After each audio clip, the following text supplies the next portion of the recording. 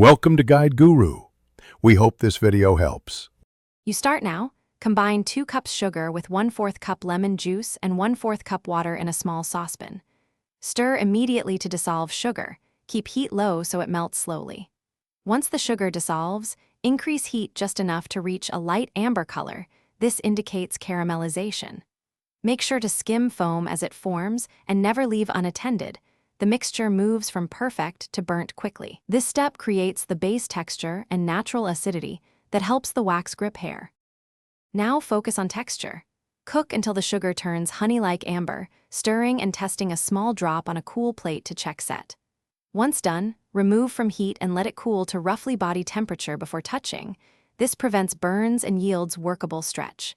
If the paste is too runny, simmer a bit longer. If too hard, add a few drops of water and heat gently.